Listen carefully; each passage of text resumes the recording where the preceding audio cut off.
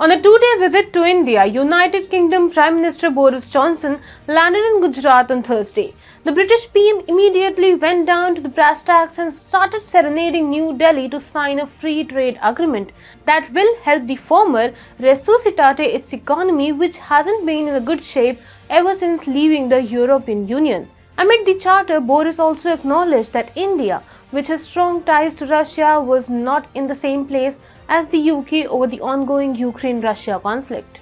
However, he didn't allow India's independent stance on the issue to hurt the bilateral relations. Hi and welcome to TFI English, the national socio-political analysis arm of the TFI Media Group. I'm your host Apurva and I'm here to explain about UK PM's India visit. So let's begin. Indicating that he was hopeful that New Delhi will sign on the dotted lines by the end of the year, Boris said, "We are hoping to complete another free trade agreement with India by the end of the year, by the autumn." The British Prime Minister also remarked that he was ready to offer more visas to India in return for this year clinching an FTA as Britain was short of workers. He said, "I have always been in favor of talented people coming to this country. We are short to the tune of hundreds of thousands of people in our economy and we need to have a progressive approach and we will."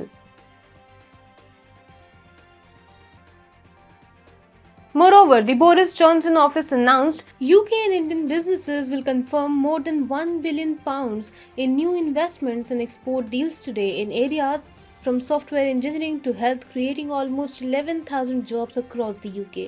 On the defence front, it is being reported that the UK is ready to extend its cooperation in realising PM Narendra Modi's dream of making India a hub of defence manufacturing. There is also the opportunity for us to deepen our security and defence partnership. As you know, the UK is making an Indo-Pacific tilt in our integrated review of our national defence and security strategy. As reported by TFI in 2020, India and the United Kingdom had worked out an enhanced trade partnership as a precursor to the larger FTA between the two countries. The EU-India free trade deal has been pending for several years now. And given that the UK has exited the EU, which was India's single biggest trading partner in the region, New Delhi doesn't seem much interested in signing a trade deal with Brussels, nor does it seem the deal any viable.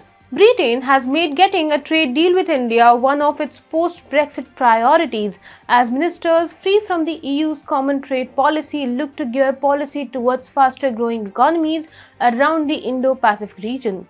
Britain has said that the trade deal could almost double British exports to India and by 2035 boost total trade by £28 billion per year. Total trade in 2019 was worth £23 billion. UK and Boris understand that as far as negotiations related to the FTA are concerned, India could shelve them for another few years easily if it dares to press New Delhi on the Russia issue. Pressure tactics do not bode well with Prime Minister Modi's government. London is well advised to not strong-arm India into accepting the West line on Russia because of two facts. Number one, India has very strong ties with Russia, and number two, India follows an independent and autonomous foreign policy.